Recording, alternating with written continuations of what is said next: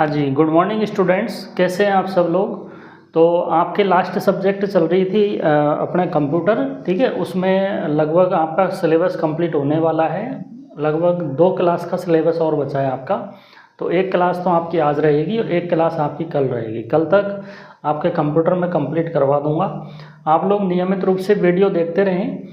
ज़्यादा लंबी वीडियो नहीं होती है, 40-45 मिनट की वीडियो होती है, ठीक है। और इसके अलावा अगर किसी को कोई दिक्कत हो, ठीक है, कोई टॉपिक समझ में नहीं आ रहा हो तो वो मुझसे वो टॉपिक डायरेक्ट समझ सकते हैं, ठीक है। तो अपन शुरू करते हैं कंप्यूटर में हमने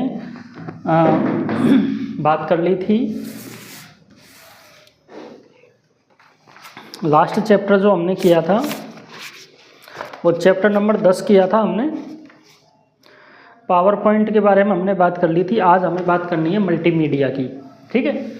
तो मल्टीमीडिया से शुरू करते हैं। मल्टीमीडिया टेक्नोलॉजी जो आजकल काफ़ी यूज में है, ठीक है। तो लिखा है, प्रत्येक व्यक्ति अपने विचारों का आदान प्रदान वार्तालाप करके करता है, ठीक है। यानी एक दूसरे के सामने आमने सामने बैठकर बातचीत करके करते हैं, या फ़ोन पे करते हैं, या वीडियो कॉलिंग पे करते हैं, ठीक है। हम विभिन्न प्रकार की सूचनाएं मीडिया के द्वारा, जैसे अखबार पढ़कर यानी टेक्स्ट के माध्यम से, अखबार में जो चीज़ें लिखी रहती है वो टेक्स्ट होता है, ठीक है। रेडियो सुनकर यानी ऑडियो से, टेलीविज़न देखकर या सुनकर वीडियो और ऑडियो से हम प्राप्त करते हैं, ठीक है। यदि हम एक ऐसा प्रस्तुतिकरण तैयार करें, ठीक, अब देखो इसमें समझना बात को, एक हम ऐसा प्रस्तुतिकरण तैयार करें जिसमें मुद्रित यानी प्रिंट, ऑडियो हो और वीडियो हो, इन तीनों का माध्यम, बात कर रहे हैं हम मल्टीमीडिया की। मल्टीमीडिया यानी बहु माध्यम, ठीक है, ठीक है। क्या कर रहे हैं इसमें हम, बहु माध्यम, ठीक है। तो इसमें 3 चीज़ें आती हैं, ठीक है। एक तो आता है इसमें मुद्रित बोल दो या प्रिंट बोल दो या टेक्स्ट बोल दो, एक ही बात है, ठीक है। दूसरा आता है इसमें ऑडियो, ठीक है। और एक आता है इसमें वीडियो, ठीक है। जैसा कि आप जैसे आप कोई भी न्यूज़ चैनल देखते हो, ठीक है, तो वो न्यूज़ चैनल में नीचे खबरें भी चलती रहती हैं ना खबरें, ठीक है। और उसमें हमें जो वो खबरें पढ़ती भी रहती है, जो भी समाचार पत्र पढ़ते हैं, ठीक है, तो जो न्यूज़ वो बोलते हैं तो वो अपन को सुनाई भी पड़ती है और सामने वीडियो भी चलता रहता है, ठीक है। तो वो सारा किसका मिक्सचर है, उसे हम क्या बोलते हैं, मल्टीमीडिया बोलते हैं, ठीक है। इसके अलावा अपन जो अखबार पढ़ते हैं, ठीक है, अखबार जो अपन पढ़ते हैं तो वो मल्टीमीडिया नहीं है, ठीक है। वो केवल क्या है, प्रिंट मीडिया बोलते हैं ना उसको, प्रिंट मीडिया, ठीक है। जबकि अपन रेडियो पर अगर कोई न्यूज़ सुन रहे तो वो ऑडियो है, ठीक है। जबकि इन तीनों का जो मिश्रण है उसे हम क्या कहते हैं, मल्टीमीडिया कहते हैं, ठीक है। चलो, तो इसके गुण बता रखे, गुणों के बारे में चर्चा कर लेते हैं। तो लिखा है, आज के क्षेत्र में आज सर्वाधिक प्रयोग जिस तकनीक का होता है वह है मल्टीमीडिया, ठीक है। मल्टीमीडिया के माध्यम से हम सूचनाओं का आदान प्रदान करते हैं, ठीक है। पिछले कुछ सालों में जितने अनुसंधान और विकास के कार्य इस क्षेत्र में हुए उतने किसी अन्य क्षेत्र में नहीं हुए हैं। आज इस तकनीक का प्रयोग सिर्फ सूचना प्रौद्योगिकी यानी इंफॉर्मेशन टेक्नोलॉजी में ही नहीं होता है इसका प्रयोग, ठीक है। केवल इंफॉर्मेशन टेक्नोलॉजी में ही नहीं, जबकि विज्ञापनों में, न्यूज़ में, सिनेमा में, शिक्षा में, फैशन के जगत में भी इसका प्रयोग किया जाता है। इस तकनीक के कारण किसी भी कार्य में कंप्यूटर का प्रयोग इतना आसान हो गया है कि वह व्यक्ति भी जिसको कंप्यूटर का ज्ञान अधिक नहीं है वह भी आसानी से इस कार्य को कर सकता है, ठीक है। आगे लिखा है, मीडिया का मतलब है विचारों को प्रस्तुत करने का माध्यम, ठीक है। जैसे अपन कोई भी यूट्यूब पे कोई भी ब्लॉग बना रहे हैं, इंस्टा पे कोई ब्लॉग बना रहे हैं, ठीक है, तो अपन सामने वाले वो एक मल्टीमीडिया ही तो है। अखबार, टीवी, रेडियो, किताबें आदि सभी विचारों के प्रस्तुतिकरण का एक माध्यम है, यानी अपन अपने विचारों को प्रस्तुत कर रहे हैं। अखबार व किताबें मुद्रित माध्यम है, ठीक है। हम अखबारों में जो चीज़ें पढ़ रहे हैं, ठीक है, और किताबों में हम जो चीज़ें पढ़ रहे हैं वो प्रिंट मीडिया है। रेडियो को श्रव्य माध्यम से प्रयोग किया जा सकता है। यदि विचारों का प्रस्तुतिकरण मुद्रित यानी प्रिंटेड, श्रव्य यानी ऑडियो, दृश्य यानी वीडियो, तीनों माध्यम से एक साथ इनका प्रस्तुतिकरण किया जाए, प्रेजेंटेशन किया जाए, तो उसे हम मल्टीमीडिया कहते हैं, ठीक है।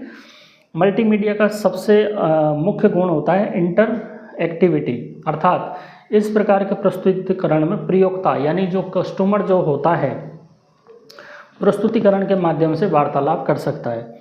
कुछ लोगों का मानना है कि टीवी एक मल्टीमीडिया माध्यम है। ठीक है, यह बात सही है कि टीवी में सभी प्रकार के मुद्रित दृश्य और श्रव्य होते हैं, लेकिन आदर्श रूप में यह मल्टीमीडिया तब होगा जब हम टीवी के माध्यम से वार्ता में भाग ले सकेंगे, यानी एक दूसरे से बात हम कर सकेंगे, जब हम उसे प्रॉपर मल्टीमीडिया कह सकते हैं। ठीक है,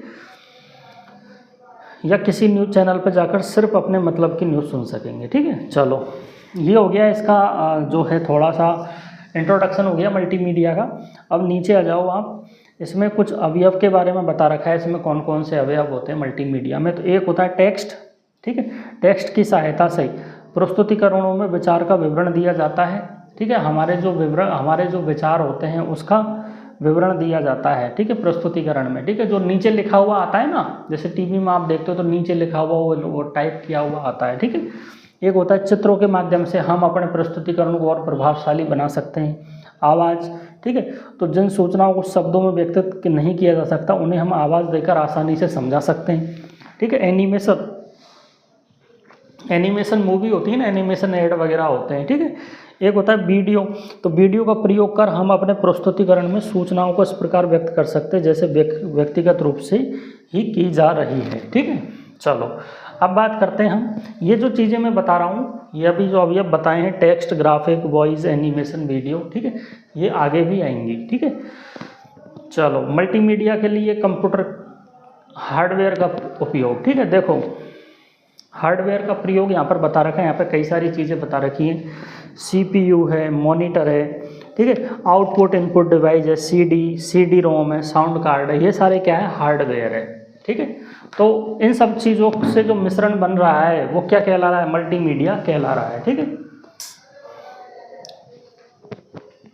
तो इन सब चीज़ों से जो मिश्रण बन रहा है उसे हम क्या कह रहे हैं, मल्टीमीडिया कह रहे हैं। ठीक है, तो देखो भाई इसमें क्या क्या यूज़ आती है, लिखा है कंप्यूटर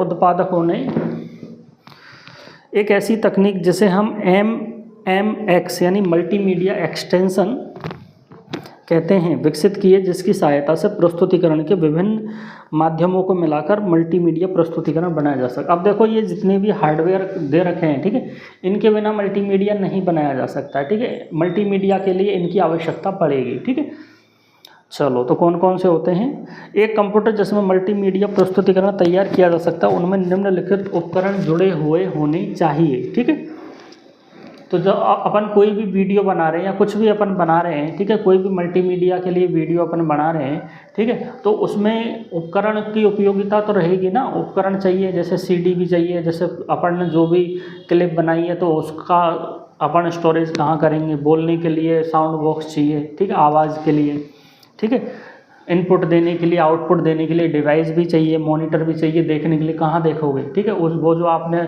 वीडियो वगैरह ऑडियो वगैरह जो भी बनाई है उसको देखोगे कहाँ पर, ठीक है, और CPU से क्या करते हैं, उसको कंट्रोल करते हैं। ठीक है, तो लिखा है सबसे पहले CPU ही दे रखा है। मल्टीमीडिया पर कार्य करने के लिए हमें जिस प्रकार की CPU की आवश्यकता होती है वो बहुत तेज़ गति का माइक्रो प्रोसेसर लगा होना चाहिए। मतलब कहने का मतलब है कि उसकी जो गति है, उसकी जो स्टोरेज क्षमता है वो ज़्यादा होनी चाहिए। वैसे न्यूनतम आवश्यकता तो 80,486 माइक्रो प्रोसेसर की है, लेकिन यदि पेंटियम श्रेणी के प्रोसेसरों का उपयोग किया जाए तो कार्य और अधिक आसानी से किया जा सकता है। इसके अलावा CPU की मेमोरी कम से कम 32 GB से अधिक की होनी चाहिए। एक होता है मॉनिटर। तो मॉनिटर जो है मल्टीमीडिया का दृश्य यानी विजुअल भाग मॉनिटर की सहायता से ही तैयार किया जा सकता है और उसे हम देख भी सकते हैं। ठीक है, तो अतः सर्वप्रथम रंगीन होना आवश्यक है। ठीक है, यानी जो मॉनिटर है वो रंगीन होना चाहिए, ब्लैक एंड वाइट होगा तो हम उसको ठीक से देख नहीं पाएंगे। ठीक है, ताकि प्रस्तुति आकर्षक लगे। यह मॉनिटर CPU से SVGA यानी सुपर वीडियो ग्राफिक्स एडेप्टर की सहायता से जुड़ा हुआ रहता है। ठीक है, ताकि मॉनिटर का रेजोल्यूशन अधिक हो। मॉनिटर का रेजोल्यूशन जितना अधिक होगा उस पर बनने वाले जो चित्र उतने ही अधिक साफ आते हैं। ठीक है, मॉनिटर का रेजोल्यूशन उस पर आने वाले बिंदु अथवा पिक्सल की संख्या को कहते हैं। ठीक है। नॉर्मली जो रिजोल्यूशन जो होता है वो 720 इंटू 640 या और भी अच्छा दिखाना है तो 1024 इंटू 200 तक होना चाहिए, ठीक है। इसके अलावा इनपुट आउटपुट डिवाइस यानी हम कंप्यूटर को निर्देश दे रहे हैं, ठीक है। अभी हमने ये जो मॉनिटर जो पढ़ा है, ठीक है, ये आउटपुट डिवाइस में ही आता है, ठीक है। कीबोर्ड कंप्यूटर से जुड़ा हुआ सबसे पुराना और मुख्य इनपुट उपकरण है तथा मल्टीमीडिया तैयार करने में इसका भी काफ़ी योगदान रहता है। इसके बगैर हम मल्टीमीडिया तैयार नहीं कर सकते, चूँकि मल्टीमीडिया कंप्यूटर में उन सॉफ्टवेयर का प्रयोग किया जाता है जो ग्राफिकल यूज़र इंटरफेस प्रणाली पर आधारित होते हैं, अतः उनमें इनपुट देने के लिए हमें एक अतिरिक्त इनपुट उपकरण यानी माउस की भी ज़रूरत पड़ेगी, ठीक है। माउस भी हमारे पास में होना चाहिए, ठीक है। जब बात मल्टीमीडिया की चल रही है तो हमें एक और इनपुट उपकरण के बारे में बताना होगा जो कि विशेष रूप से मल्टीमीडिया अनुप्रयोगों में ही कार्य करता है, तो वह है माइक्रोफोन यानी माइक, ठीक है। अभी मैं बगैर माइक के आपके पास में मेरी आवाज़ ठीक से नहीं पहुंचेगी, जबकि माइक से आपके पास में मेरी आवाज़ ठीक से पहुंच पाएगी, ठीक है। यदि अपने प्रस्तुतिकरण को हमें ऑडियो इनपुट करना हो तो माइक्रोफोन की सहायता लेकर हम उसको बोलकर रिकॉर्ड कर सकते हैं, ठीक है। इसके अलावा अपने मल्टीमीडिया प्रस्तुतिकरण में वीडियो प्रभाव डालने के लिए हम कुछ कंप्यूटर में कैमरे भी लगे हुए रहते हैं, ठीक है, तो कैमरा भी होना चाहिए, ठीक है। तो ये जो सारी चीज़ें हैं ये मल्टीमीडिया के आवश्यक उपकरण हैं, ठीक है। एक होता है CD-ROM, ठीक है। तो लिखा है मल्टीमीडिया पर तैयार किया गया किसी भी प्रकार का प्रस्तुतिकरण का आकार इतना बड़ा होता है कि उसे साधारण मैग्नेटिक डिस्क पर संचित करना नामुमकिन है। इसके लिए हमें उच्च घनत्व वाली ऑप्टिकल डिस्क चाहिए, ठीक है। तो मल्टीमीडिया कंप्यूटर में CD डिस्क ड्राइव लगी रहती है जिससे कि तैयार मल्टीमीडिया प्रस्तुतिकरण तेज़ गति से संचित किया जाता है, ठीक है, और पुनः तेज़ गति से उसको पढ़ा भी जा सकता है। ए डिस्क की जो भंडारण क्षमता होती है वो 600 से 700 MB होती है। पुरानी बातें हैं, है ना। आजकल तो डायरेक्ट मेमोरी में ही होता है, मोबाइल की कंप्यूटर की मेमोरी आती है खुद की। एक होता है साउंड कार्ड, कंप्यूटर से जुड़े विभिन्न सहायक उपकरण उसके CPU में लगे विभिन्न इलेक्ट्रॉनिक कार्ड की सहायता से जुड़े रहते हैं, जैसे मॉनिटर को जोड़ने के लिए डिस्प्ले कार्ड, CD ड्राइव को जोड़ने के लिए IDE कार्ड, ठीक है। ठीक इसी प्रकार से माइक्रोफोन तथा स्पीकर को जोड़ने के लिए भी हमें एक इलेक्ट्रॉनिक कार्ड की आवश्यकता होती है जिसे हम साउंड कार्ड कहते हैं। यह कार्ड कंप्यूटर में इनपुट किए गए ऑडियो के संकेतों को डिजिटल में बदलकर संचित करने तथा कंप्यूटर से प्राप्त डिजिटल आउटपुट को ऑडियो संकेतों में बदलकर हमें देने के काम में आता है, ठीक है। तो हम क्या करते हैं, माइक के द्वारा क्या करते हैं कि इनपुट देते हैं और हमें साउंड कार्ड के द्वारा वो चीज़ हमें प्राप्त होती है जो हमने बोला है, ठीक है। अच्छा, सॉफ्टवेयर भी, चलो सॉफ्टवेयर के बारे में बात कर लेते हैं। आजकल मल्टीमीडिया के जगत में विभिन्न प्रकार के सॉफ्टवेयर का प्रयोग किया जाता है जो multimedia text, audio, video, graphics जैसा अब तक आप समझ ही गए होंगे कि multimedia text, audio, video, graphics इनका सबका मिश्रण होता है, ठीक है। तो इनको देखने के लिए इस प्रस्तुतिकरण को यानी मल्टीमीडिया को तैयार करने के लिए किन की ज़रूरत पड़ती है, सॉफ्टवेयर की ज़रूरत पड़ती है। बगैर सॉफ्टवेयर के हम इन मल्टीमीडिया को तैयार नहीं कर पाते हैं, ठीक है। तो हमें सॉफ्टवेयरों के किसी ऐसे समूह की आवश्यकता होती है जिसके प्रोग्राम की सहायता से हम सभी प्रकार के तत्व तैयार कर सकते हैं, ठीक है। तो मल्टीमीडिया के जो तत्व, जैसे टेक्स्ट के लिए हमें MS वर्ड, नोटपैड की ज़रूरत पड़ेगी, ये सॉफ्टवेयर होता है अलग से, ठीक है। ग्राफिक्स यानी चित्रों के लिए paint brush, Corel Draw, Photoshop, ये सॉफ्टवेयर होता है इनको बनाने के लिए। ऑडियो के लिए Sound Blaster, Master Blaster, video और एनिमेशन के लिए animator, 3D studio, power pointer, ठीक है। और मिक्सिंग के लिए यानी इन सारी चीज़ों को मिक्स करने के लिए एक मिक्सर की ज़रूरत पड़ती है जिसे हम मल्टीमीडिया डायरेक्टर कहते हैं या ऑर्थोवेयर प्रोफेशनल इमेज नेट कहते हैं, ठीक है। तो ये आपको ध्यान में होने चाहिए, ठीक है। चलो मल्टीमीडिया के विभिन्न तत्वों की बात कर लेते हैं। तो इसमें क्या है कि अब हम मल्टीमीडिया के विभिन्न तत्वों पर विचार करेंगे जो मल्टीमीडिया प्रस्तुतिकरण में सहायक होते हैं, ठीक है। तो मल्टीमीडिया एक टेक्स्ट, एक ऑडियो और एक वीडियो का मिश्रण होता है, ठीक है। तो उसमें जो भी सारी चीज़ें होती है, 3-4 चीज़ें जो होती है उनको हम एक एक करके देखेंगे। पहला दे रखा है टेक्स्ट, सूचनाएं। सभी मल्टीमीडिया प्रस्तुतिकरण में श्रव्य दृश्य यानी ऑडियो और वीडियो सूचनाओं के बराबर ही महत्व होता है। किसका? टेक्स्ट सूचनाओं का। टेक्स्ट सूचनाओं का जिन्हें विभिन्न प्रकार के फॉर्मेट में तैयार किया जाता है, विभिन्न प्रकार के फॉन्ट यानी स्टाइल, जो लिखने की जो स्टाइल है वो होता है फ़ॉन्ट, और फ़ॉन्ट का आकार या साइज़ और रंग, ठीक है, किस रंग में हम उनको शब्दों को लिख रहे हैं, प्रयोग करके टेक्स्ट को भी आकर्षक हम बना सकते हैं, ठीक है। दूसरा होता है ग्राफिक्स यानी चित्र। मल्टीमीडिया का एक और महत्वपूर्ण तत्व है चित्र या ग्राफिक्स, क्योंकि ऐसा कहा जाता है कि एक चित्र हजारों शब्दों के बराबर होता है। टेक्स्ट के विपरीत जिसका कि एक मानक फॉर्मेट होता है, ग्राफिक्स में कई फॉर्मेट होते हैं जैसे बिटमैप और वेक्टर।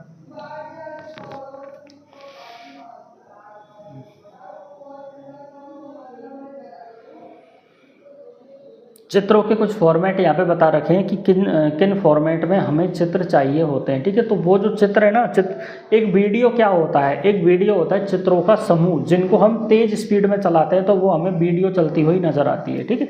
अभी आप जो ये वीडियो देख रहे हैं, ठीक है, तो ये क्या है, ये बहुत सारे चित्रों का समूह है, और इसमें इतनी मतलब एक चित्र यानी दो चित्र के बीच में इतना कम गैप है कि आपको ये लग ही नहीं रहा कि ये फ़ोटो चल रहे हैं, ठीक है। फ़ोटो को इतनी तेज़ स्पीड में चलाया जाता है, ठीक है। तो एक होता है बिटमैप और एक होता है वेक्टर, ठीक है। बिटमैप इमेज उन चित्रों को कहते हैं जो कि छोटे छोटे बिंदुओं से मिलकर बने होते हैं, ठीक है। यानी जो चित्र जो होते हैं वो छोटे छोटे बिंदुओं से मिलकर बने होते हैं, ठीक है, जिन्हें हम पिक्सल कहते हैं। यह चित्रों की गुणवत्ता पिक्सल की घनत्व यानी डेंसिटी और मॉनिटर के रंग की संख्या पर निर्भर करती है। उदाहरण के लिए एक वीजीए मॉनिटर, ठीक है, एक वीजीए मॉनिटर में साधारणतः पिक्सल का घनत्व 640 × 480 होता है और 16 रंगों की सहायता से उसमें डाटा संचित किया जाता है। बिटमैप चित्र कई प्रारूपों में उपलब्ध जैसे PCX, TIF, GIF, GIF का तो नाम आपने सुना होगा, GIF होती है ना, इमेज होती है वो, ठीक है। तो इसको इस प्रकार के चित्र बनाने के लिए हम जिन चित्रों का प्रयोग करते हैं उनमें है पेंट ब्रश एक ही है, पेंट और ब्रश अलग अलग नहीं है, एक ही है पेंट ब्रश, ठीक है, और फोटोशॉप, ठीक है। फोटोशॉप के माध्यम से भी हम अलग अलग प्रकार के चित्र बना सकते हैं, ठीक है। एक होता है वेक्टर, ठीक है। तो जिस प्रकार से बिटमैप में क्या होता है कि छोटे छोटे बिंदुओं से मिलकर एक चित्र बनता है, इसमें क्या है, लाइनों से अलग अलग लाइनों से मिलकर क्या बन रहा है, चित्र बन रहा है, ठीक है। चित्र के इस प्रारूप की विशेष बात यह है कि यह चित्रों की फाइल का आकार काफ़ी छोटा होता है, डिस्क में काफ़ी कम स्थान ये ग्रहण करता है। वेक्टर इमेज में चित्रों की फाइल का आकार हमेशा एक जैसा ही रहता है, चाहे चित्र कितना भी बड़ा हो, कितना ही छोटा क्यों ना हो, ठीक है। तो इस तरह की चीज़ें हैं इसमें, ठीक है। अच्छा, इनका उपयोग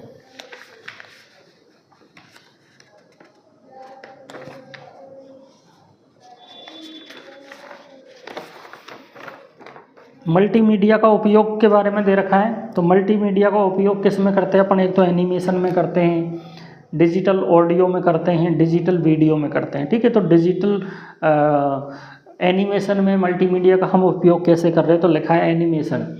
चलचित्रों को एनिमेशन कहा जाता है। चलचित्र यानी जो चित्र चल रहे हैं, ठीक है, यानी वीडियो जो है वो बहुत सारे चित्रों का समूह है, तो वो चित्र चल रहे हैं बहुत तेज स्पीड में। वास्तविक चित्रों से भिन्न यदि बहुत से काल्पनिक चित्रों को एक निश्चित तेज गति में चलाया जाता है तो वे एनिमेशन का प्रभाव प्रदर्शित करते हैं, ठीक है। तो ये जो एनिमेशन है ये दो प्रकार के होते हैं, 2D और 3D। हमें 3D के बारे में नहीं लिखा हुआ है, ठीक है। तो 2D के बारे में लिखा हुआ है कि 2D एनिमेशन बनाने में समय बहुत लगता है, लेकिन तैयार होने के पश्चात ये काफ़ी प्रभावशील होते हैं, ठीक है। इसे और प्रभावशाली बनाने के लिए एनिमेशन में प्रयोग किए जाने वाले सॉफ्टवेयर में कई विशेष प्रभाव एनिमेशन में डालते हैं, ठीक है। चलो इतना डिटेल में नहीं जाना है, ठीक है, इतना है काफ़ी है। डिजिटल ऑडियो, क्वेश्चंस कम आते हैं यहाँ से, इसलिए मैं ज़्यादा डिटेल में नहीं बता रहा आपको। आपने मल्टीमीडिया प्रस्तुतिकरण को आवाज़ देने के लिए डिजिटल आवाज़ का प्रयोग किया जाता है। सबसे अधिक आवश्यकता आवाज़ की तब होती है जब प्रस्तुत करने वाला व्यक्ति अपनी आवाज़ में कमेंट्री रिकॉर्ड करना चाहता है। जैसे वीडियो चल रही है, ठीक है, अब जैसे मैं आपकी वीडियो रिकॉर्ड कर रहा हूँ, ठीक है, तो डिजिटल ऑडियो ही है, ये क्या है, ठीक है, ताकि वह उपस्थित न हो तब भी वह प्रस्तुतिकरण को समझा जा सके। डिजिटल आवाज़ को संचित करने के लिए कंप्यूटर में CPU में साउंड कार्ड लगा रहता है, जिससे कि माइक्रोफोन जुड़ा रहता है, यानी जो माइक जुड़ा रहता है, ठीक है। मेरे फ़ोन से माइक जुड़ा हुआ है, जब माइक्रोफोन में बोला जाता है तो साउंड कार्ड एनालॉग संदेशों को डिजिटल संकेतों में बदलकर डिस्क में संचित, मतलब मेरी मेमोरी, मतलब मेरे मोबाइल की जो मेमोरी है उसमें ये चीज़ें संचित हो रही है, ठीक है। पुनः प्राप्ति पर बड़ी डिजिटल संकेत पुनः एनालॉग में बदलकर स्पीकर के माध्यम से हमें प्राप्त होते हैं। अब जैसे आपको प्राप्त होंगे तो आपके मोबाइल का जो क्या बोलते हैं स्पीकर है उसके माध्यम से आप सुन पाएंगे, ठीक है। तो मैं बोल रहा हूँ माइक में और आप सुन पा रहे हो उसको किस में, स्पीकर में, ठीक है। तो मेरा माइक क्या है, एक इनपुट डिवाइस है और आपका स्पीकर क्या है, एक आउटपुट डिवाइस है, ठीक है। चलो अगली बात करते हैं डिजिटल वीडियो की। वास्तविक चित्रों को जब कंप्यूटर की डिस्क पर संचित किया जाता है तो वह डिजिटल वीडियो कहलाता है। वीडियो कैमरे से रिकॉर्डिंग किए गए एनालॉग वीडियो को जब डिजिटल संकेतों में बदलकर कंप्यूटर की डिस्क पर संचित किया जाता है तो उसे सैम्पलिंग कहते हैं, ठीक है। चलो मल्टीमीडिया तैयार करने के अलग अलग पद यहाँ पर दे रखे हैं। तो पहला पद है प्लानिंग करेंगे, सबसे पहले नियोजन करेंगे, फिर उत्पादन करेंगे, फिर वितरण करेंगे, ठीक है। तो सबसे पहला दे रखा है नियोजन यानी प्लानिंग। प्रत्येक कार्य की असफलता इस कार्य को करने से पहले किए गई नियोजन यानी जो प्लानिंग उस पर निर्भर करती है। जिस विषय पर मल्टीमीडिया प्रस्तुतिकरण तैयार करना होता है उस विषय का हमें पूरा ज्ञान होना चाहिए, ठीक है। इसके अलावा इस बात को, अपनी बात को किस क्रम में रखा जाना है, ठीक है, इसका भी हमें पहले ही निर्धारण किया करना चाहिए, ठीक है। जैसे मान लो अपन कोई वीडियो बना रहे हैं, ठीक है, तो उस वीडियो को कैसे बनाना है, उसमें क्या क्या बातें हमें किस क्रम में बोलनी है, ठीक है, क्या क्या चीज़ें रखनी है, क्या हटानी, ये सारी प्लानिंग पहले ही करनी होती है, ठीक है। अपनी बात को कैसे रखना है, अपने प्रस्तुतिकरण के किस बिंदु पर कौन सा प्रभाव डालना है, ठीक है।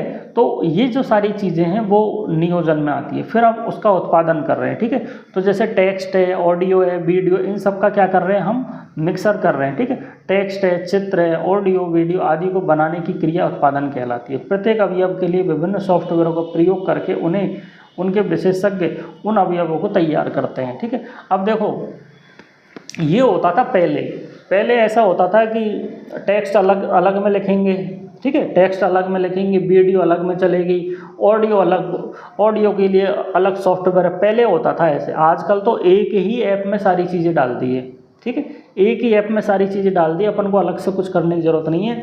बस कैमरा चालू करके बैठ जाओ, ठीक है, और बोलते रहो, वीडियो भी चलता रहेगा, ऑडियो भी चलता रहेगा, टेक्स्ट भी चलता रहेगा, ठीक है।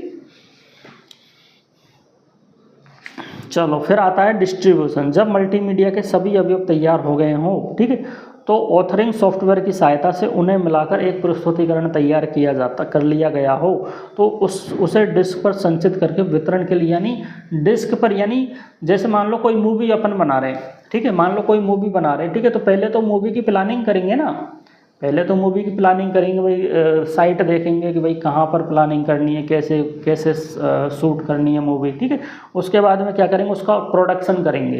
प्रोडक्शन में क्या करेंगे, जैसे गाने अलग शूट किए हैं, उसका म्यूज़िक अलग अलग है, उसके अलग अलग जो अलग अलग जगहों पर शूटिंग करी है, तो उन सबको क्या करेंगे, मिक्स करेंगे, ठीक है, प्रोडक्शन कहते हैं उसे, ठीक है। एक होता है ना डायरेक्टर, जैसे मूवी में होता है, एक होता है डायरेक्टर, एक होता है प्रोड्यूसर, ठीक है। तो डायरेक्टर क्या करता है, अलग अलग सीन को शूट करता है, डायरेक्ट करता है, ठीक है, अलग अलग जो सीन होते हैं उनको शूट करता है, जो गाने वगैरह होते हैं उनको सबको शूट करता है, ठीक है। जबकि प्रोड्यूसर क्या होता है, इन सारी चीज़ों को मिलाता है, इन सारी चीज़ों को मिलाकर एक क्लिप तैयार करता है। जैसे 3 घंटे की मूवी है, 2.5 घंटे की मूवी है, तो उसको तैयार करता है। फिर वितरण करने के लिए क्या करेंगे, वितरण करने के लिए अलग अलग सीडीओं में उस मूवी को भर देंगे, उसको स्टोर कर देंगे, ठीक है, फिर बाजार में बेच देंगे, ठीक है, ऐसे होता है सिस्टम, ठीक है। आजकल तो ऐसा नहीं होता, आजकल तो डायरेक्ट ऐप बने हुए हैं, सारी ऐप पे मूवियाँ डाल दी जाती है, ठीक है। जब मल्टीमीडिया के सभी अवयव तैयार हो गए हों तो ऑथरिंग यानी सॉफ्टवेयर की सहायता से उन्हें मिलाकर एक प्रस्तुतिकरण तैयार कर लिया गया हो तो उसे डिस्क पर संचित करके वितरण के लिए तैयार किया जाता है, ठीक है। चलो मल्टीमीडिया के विभिन्न उपयोग, जैसे शिक्षा में कर रहे हैं, ठीक है, मनोरंजन में कर रहे हैं, व्यावसायिक संचार में कर रहे हैं, बिजनेस कम्युनिकेशन में कर रहे हैं और सार्वजनिक सुविधाओं में कर रहे हैं, ठीक है। जैसे शिक्षा में कर रहे हैं, तो मल्टीमीडिया का शिक्षा के क्षेत्र में प्रयोग एक क्रांतिकारी कदम है जिसमें शिक्षा देने और लेने का कार्य के नए आयाम दिए गए। जैसे विषय कोई भी हो, जैसे इतिहास है, अंग्रेजी है, गणित है, तो मल्टीमीडिया की सहायता से यदि आप अध्यापन कर रहे हैं तो बिना शिक्षक के कक्षा में छात्रों को जैसे पढ़ाया जाता है उसी तरह से आप अध्यापन का ज्ञान बच्चों को दे रहे हैं, ठीक है। जैसे मैं आपको ज्ञान दे रहा हूँ, ठीक है, बिना बिना स्कूल के, ठीक है, ना कोई कॉलेज है ना कोई स्कूल है, ठीक है, वीडियो के माध्यम से मैं आप लोगों को ज्ञान दे रहा हूँ, ठीक है। तो ये मल्टीमीडिया की वजह से ही तो संभव हो पाया है, ठीक है। चलो, मनोरंजन के लिए अपन उसका प्रयोग करते हैं, व्यावसायिक संचार के लिए प्रयोग करते हैं, ठीक है। चलो, ये चैप्टर हो गया आपका कंप्लीट। अब हम अगले चैप्टर की बात करते हैं। अगला चैप्टर है आपका ऑपरेटिंग सिस्टम।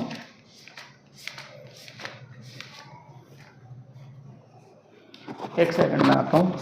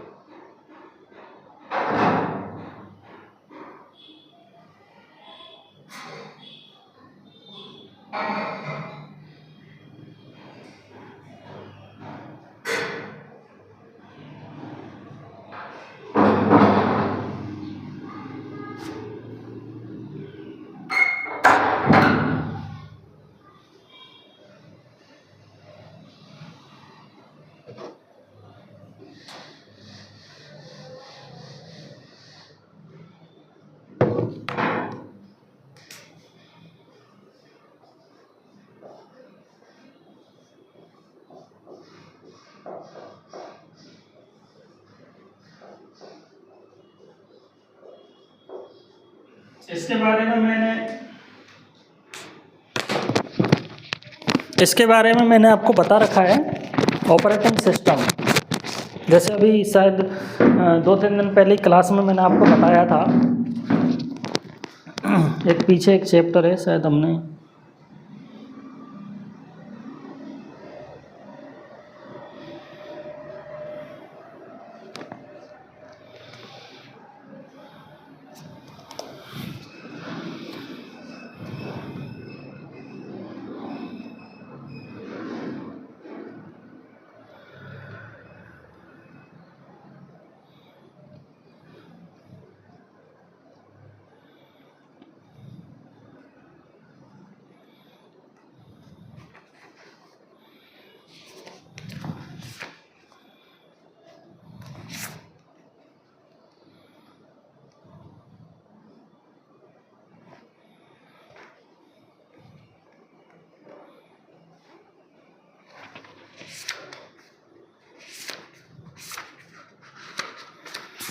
अब वो मिल नहीं रहा, वो किधर मैंने आप लोगों को पढ़ाया था।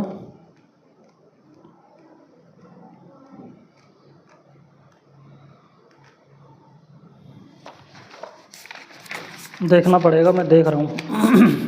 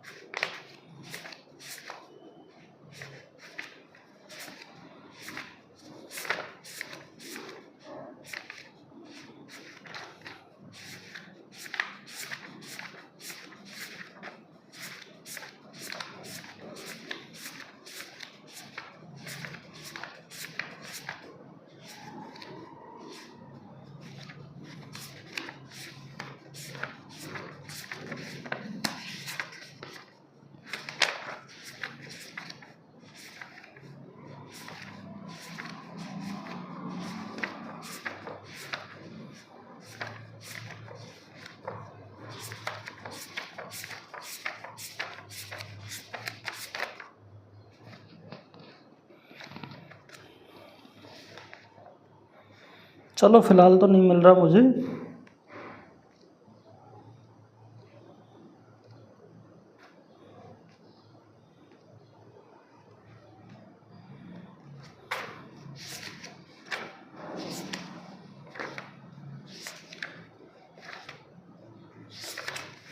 ठीक है, तो ऑपरेटिंग सिस्टम हम देख रहे हैं।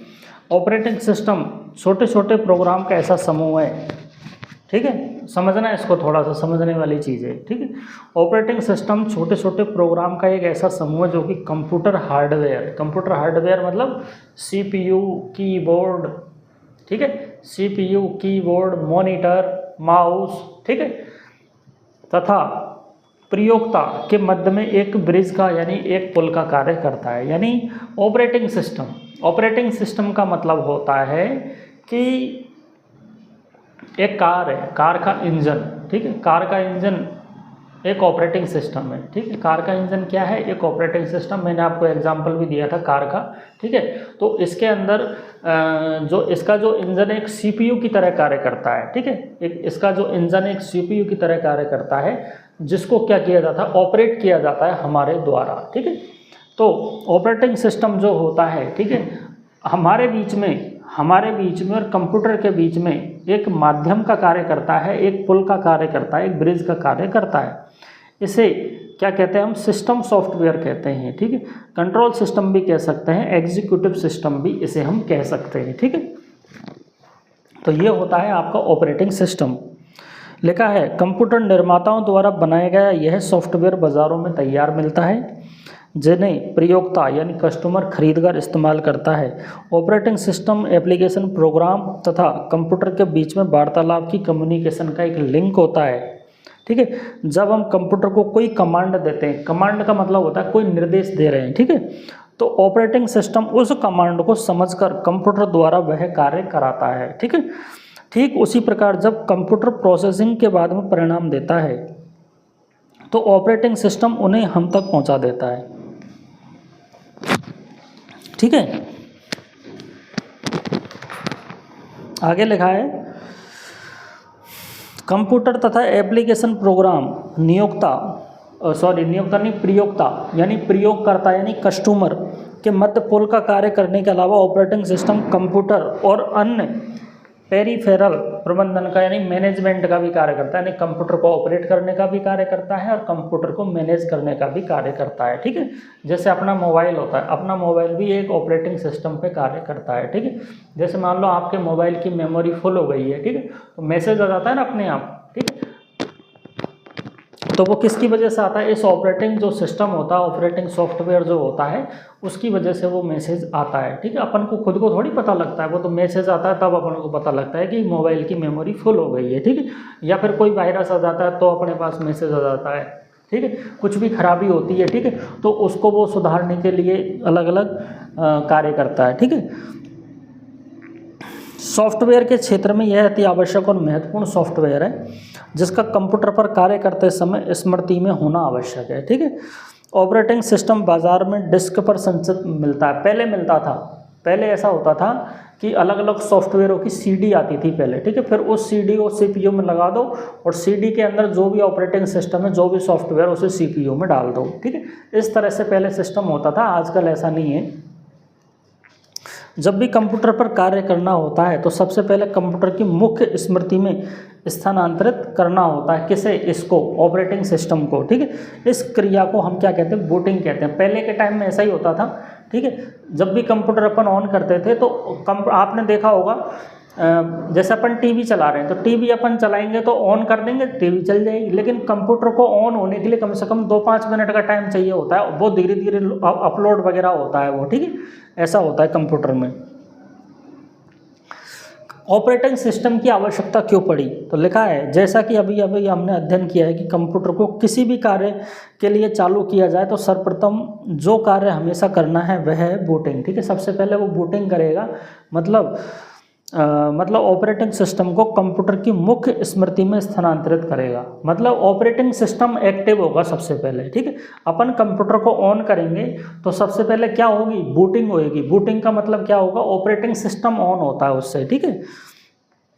हमारे पास कितना भी आधुनिक कंप्यूटर हार्डवेयर हो, कितना भी अच्छे एप्लीकेशन प्रोग्राम क्यों ना हो, यदि ऑपरेटिंग सिस्टम प्रोग्राम नहीं है तो हम उस कंप्यूटर से कोई भी कार्य नहीं करा सकते। ठीक है, तो कंप्यूटर को ऑपरेट करने के लिए ऑपरेटिंग सिस्टम का होना आवश्यक होता है। ठीक है, एक तरह से ऑपरेटिंग सिस्टम कंप्यूटर के दिमाग का कार्य करता है, जिसकी अनुपस्थिति में कंप्यूटर सिर्फ एक मशीन है, वह खुद कुछ नहीं करता है, उसे निर्देश देना पड़ता है, ऑपरेटिंग सिस्टम को निर्देश देना पड़ता है, खुद कुछ नहीं करता है वो। ठीक है, चलो ऑपरेटिंग सिस्टम द्वारा किए जाने वाले मुख्य कार्यों के बारे में बात कर लेते हैं। सबसे पहले फाइल मैनेजमेंट, फाइल प्रबंधन, दूसरा है प्रोग्राम क्रियान्वय, तीसरा है मल्टी यूजर, चौथा है कंप्यूटर में त्रुटि ढूंढना, पांचवा है अकाउंटिंग। ठीक है, तो पहली बात करते हैं अपन फाइल प्रबंधन।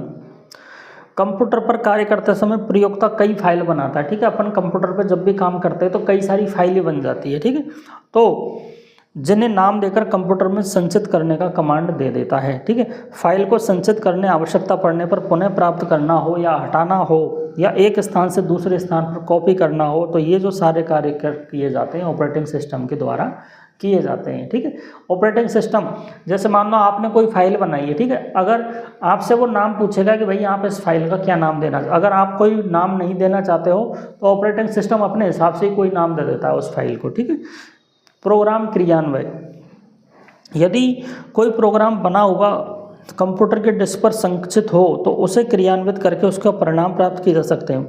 प्रोग्राम को डिस्क में कंप्यूटर की मुख्य स्मृति में लाकर क्रियान्वित करने के लिए ऑपरेटिंग की आवश्यकता पड़ती है। ठीक है, तो कहने का मतलब ये है कि जैसे मान लो अपने पास में कोई मूवी की कोई सीडी है। ठीक है, तो सीडी को अपन उसमें सीडी ड्राइव में रख देंगे, सीपीयू में होता है ना वो सीडी ड्राइव, उसमें रख देंगे।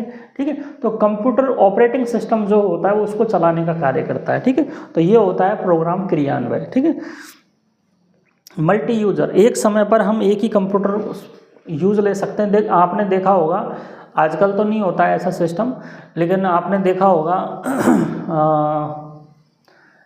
पहले अलग अलग जो ये ई मित्र वगैरह होते थे ना, इन पे क्या है कंप्यूटर सिस्टम रहता था, 10 कंप्यूटर 20 कंप्यूटर एक साथ लगे हुए हैं। ठीक है, तो एक ही सीपीयू से वो सारे कंप्यूटर जुड़े हुए रहते थे, आपने देखा होगा। अब तो खैर ये चीज़ें काफ़ी कम हो गई है, बंद हो गई है। ठीक है, लेकिन ऐसा पहले होता था, आपने देखा भी होगा, आपने यूज़ भी लिया होगा। ठीक है, तो कंप्यूटर की दुकानें हुआ करती थी, एक उसमें 8-10 कंप्यूटर रखे होते थे, तो अलग अलग लोग जाकर वहाँ पर कंप्यूटर देखा करते थे। ठीक है, कोई गाने सुन रहा है, कोई फेसबुक चला रहा है, कोई क्या कर रहा है। ठीक है, तो मल्टी यूजर। ठीक है, परंतु कंप्यूटर की उपयोगिता बढ़ाने और एक साथ कई प्रयोक्ताओं के मध्य एक ही सीपीयू को प्रयुक्त करने के लिए ऑपरेटिंग सिस्टम की आवश्यकता होती है। ठीक है, तो ऐसा सॉफ्टवेयर आता था जिसमें क्या होता था कि सीपीयू एक होता है और उसमें मॉनिटर कई सारे उससे जुड़े हुए रहते हैं। ठीक है, कंप्यूटर में त्रुटि ढूंढना, यदि किसी कंप्यूटर के किसी पुर्जे में अगर कोई खराबी आ जाए, वे सही से काम नहीं कर रहा है, तो इसका सिस्टम मतलब इसकी सूचना वो ऑपरेटिंग सिस्टम किसको देता है, यूज़र को दे देता है। ठीक है, कि भाई इसमें ये समस्या आ रही है। ठीक है, अकाउंटिंग का काम भी करता है। ठीक है,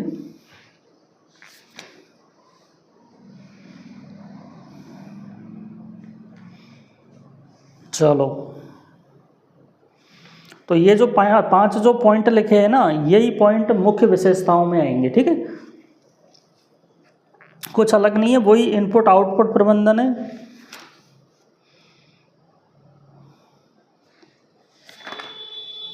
चलो, ऑपरेटिंग सिस्टम के प्रकार देख लेते हैं। ऑपरेटिंग सिस्टम के क्या क्या प्रकार है यहाँ पे,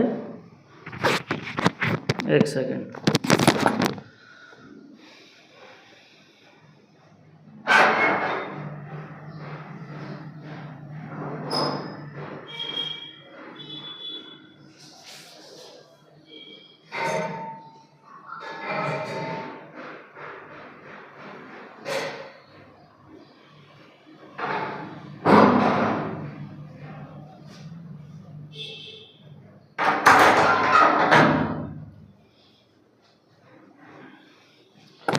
यहाँ से क्वेश्चन आता है आपके पेपर में। ठीक है ना,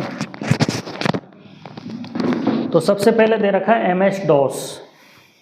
MS DOS के बारे में बात कर लेते हैं। लिखा है MS DOS के बारे में, MS DOS व्यापक रूप से इस्तेमाल किए जाने वाला सबसे अधिक प्रचलित ऑपरेटिंग सिस्टम है। ठीक है, इसका पूरा नाम क्या है? माइक्रोसॉफ्ट डिस्क ऑपरेटिंग सिस्टम है, ठीक है।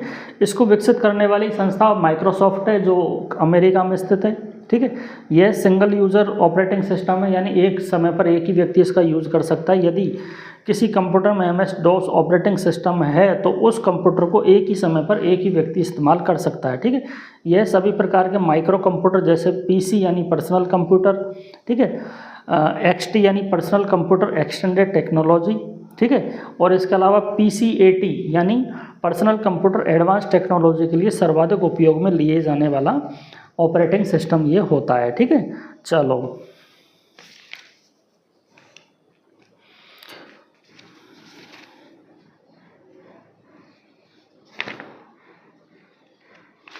चलो थोड़ा सा और देख लेते हैं MS DOS के बारे में। फाइल और उनके नाम तार्किक रूप से यानी लॉजिकली क्रमवार व्यवस्थित करना, रिकॉर्ड और सूचनाओं के समूह को फाइल कहते हैं, ठीक है। यानी जो फाइल जो होती है वो क्रम से जमी हुई रहती है, यानी तार्किक रूप से यानी लॉजिकली क्रमवार व्यवस्थित रिकॉर्ड या सूचनाओं के समूह को हम क्या कहते हैं? फाइल कहते हैं। फाइल का कंप्यूटर के क्षेत्र में बहुत महत्व है। कंप्यूटर और इसके यूज़र के मध्य में सूचनाओं का आदान प्रदान फाइलों के माध्यम से ही होता है। जिस तरह साधारण रूप में काम आने वाली फाइल अपने नाम से जानी जाती है, जैसे income tax file, bill file, sales file आदि, ठीक उसी प्रकार से कंप्यूटर में भी फाइलों का एक नाम होता है तथा वे संचित की जाती है और आवश्यकता के अनुसार वो पुनः प्राप्त की जा सकती है, ठीक है। तो अपन क्या है कि उन फाइलों का नाम भी दे सकते हैं, ठीक है। ये छोटी सी बात है इसके साथ में। चलो अगली बात करते हैं पेज नंबर 260 पे बूटिंग के बारे में। बूटिंग क्या होता है? तो बूटिंग वही है, अपन जब कंप्यूटर को स्टार्ट करते हैं, ठीक है, तो कंप्यूटर की जो ऑपरेटिंग सिस्टम है वो ऑन होता है। बूटिंग वह प्रक्रिया है जिसमें डॉस की मुख्य फाइलों को कंप्यूटर की मुख्य स्मृति में स्थानांतरित कर दिया जाता है, ठीक है। PC तथा PCXT PCAT में बूटा करने की निम्नलिखित प्रक्रिया है। क्या करते हैं देखो, मॉनिटर या CPU का स्विच ऑन करेंगे, MS DOS की फ्लॉपी को ड्राइव A में डालो, ठीक है। तो ये बूटिंग प्रक्रिया है, पहले होती थी, आजकल नहीं है सिस्टम। जब तक ड्राइव की लाइट ऑन है तब तक इंतज़ार करें, जब कंप्यूटर डेट पूछे तो डेट डालें, टाइम पूछे तो टाइम डालें, तो जब तक इंतज़ार करें जब तक मॉनिटर पर प्रॉम्प्ट अर्थात ये वाला चिन्ह नहीं आ जाए, A./ ठीक है, ये चिन्ह नहीं आ जाए, ठीक है। अच्छा, माइक्रोसॉफ्ट ऑपरेटिंग सिस्टम के कुछ कमांड दिए हुए हैं यहाँ पर, ठीक है। आंतरिक कमांड और बाहरी कमांड के बारे में यहाँ पे बात आएगी, ठीक है। तो इनके बारे में हमें पता होना चाहिए, ठीक है।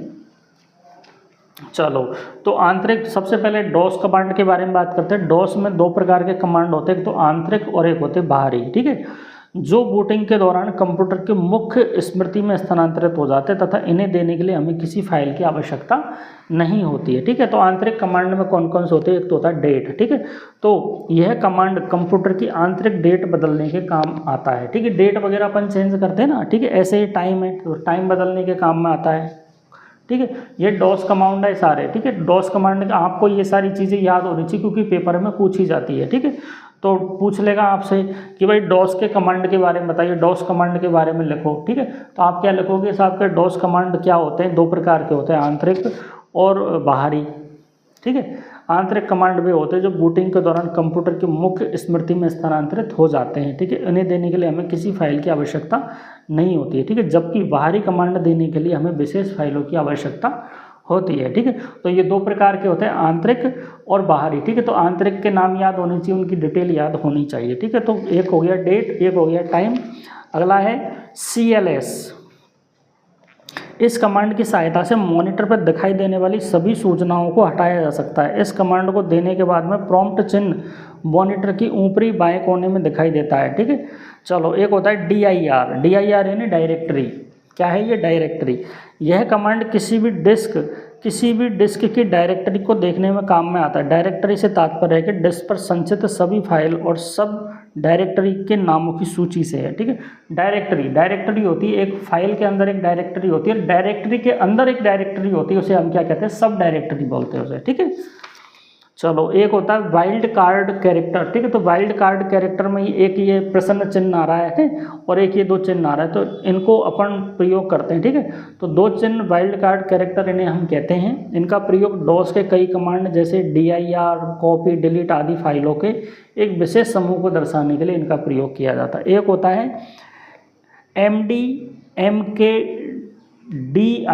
ठीक है। dir का मतलब होता है डायरेक्टरी, ठीक है। इसका फुल फॉर्म है मेक डायरेक्टरी। mkdir का मतलब होता है मेक डायरेक्टरी, ठीक है। मैं लिख देता हूं इधर mkdir, इसका मतलब होता है मेक डायरेक्टरी, ठीक है, मेक डायरेक्टरी। तो इसके बारे में लिखा है, कंप्यूटर के फाइलों को सुचारू रूप से व्यवस्थित करने के लिए हमें कई प्रकार की सब डायरेक्टरी चाहिए, मतलब डायरेक्टरी के अंदर डायरेक्टरी, ठीक है।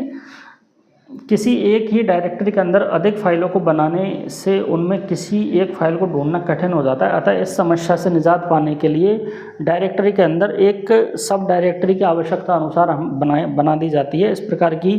इस प्रकार की अपनी फाइलों को व्यवस्थित ढंग से बांटकर अलग अलग डायरेक्टरी में हम रख सकते हैं, ठीक है।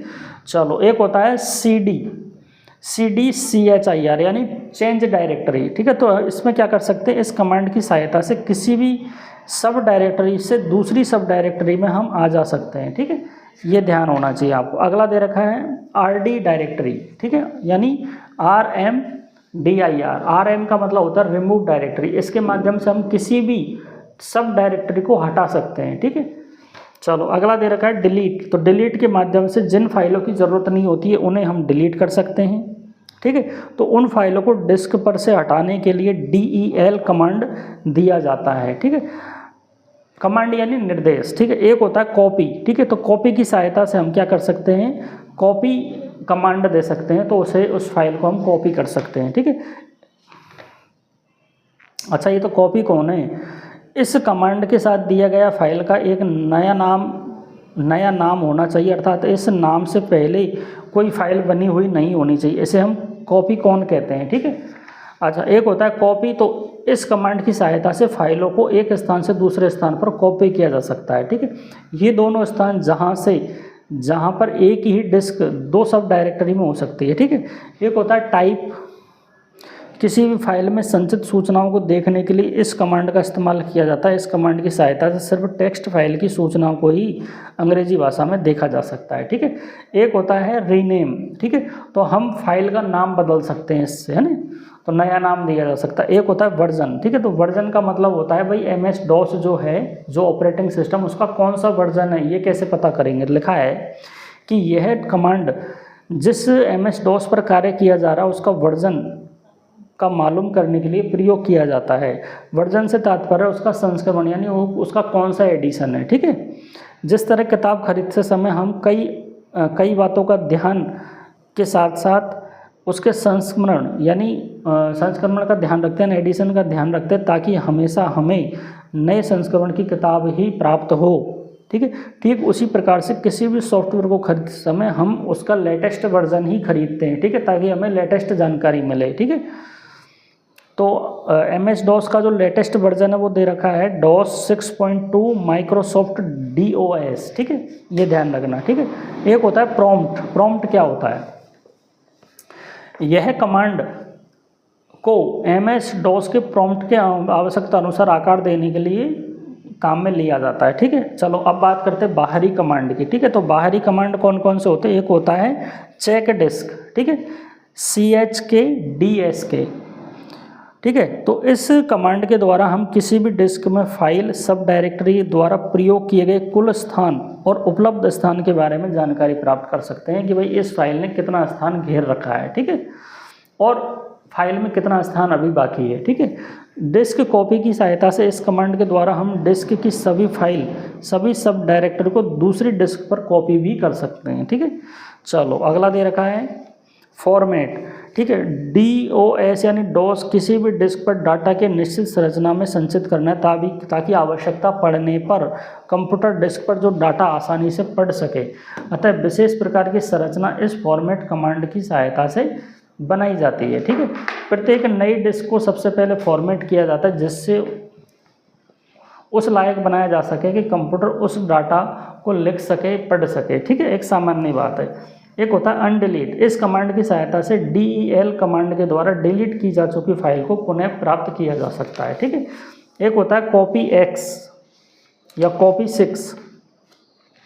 कॉपी कमांड की तरह एक्स कॉपी कमांड की सहायता से भी फाइलों को एक स्थान से दूसरे स्थान पर कॉपी किया जा सकता है, लेकिन एक्स कॉपी कमांड फाइलों के अलावा सब डायरेक्टरी को भी कॉपी कर सकता है। ठीक है, एक होता है मोर।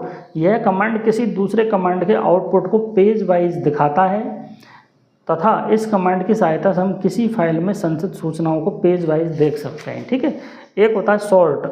यह कमांड किसी भी अन्य कमांड के आउटपुट को क्रम अनुसार मॉनिटर पर प्रदर्शित करके या किसी भी फाइल के कंटेंट को क्रम अनुसार व्यवस्थित करके मॉनिटर पर दर्शाने का कार्य करता है। ठीक है, यानी होता है ना, आप देखते होंगे सॉर्ट, भाई आप टाइम के हिसाब से उसको सॉर्ट करना चाहते हैं, भाई टाइम के हिसाब से आप फाइलों को देखना चाहते हैं। ठीक है, या फिर आप नेम वाइज देखना चाहते हो या साइज वाइज देखना चाहते हो, तो सॉर्ट कर रहे हो आप उन चीज़ों को। ठीक है, चलो अब बात करेंगे अपन अगले चैप्टर की, जो हम बात करेंगे या तो आज शाम को, नहीं तो फिर कल बात करेंगे। ठीक है, चलो अब तो लगभग आपका चैप्टर होने वाला ही है। ठीक है, आपका ये जो बुक है कंप्लीट होने वाली, छोटी सी चीज़ और बची है वो अपन शाम को देखते हैं। ठीक है, थैंक यू।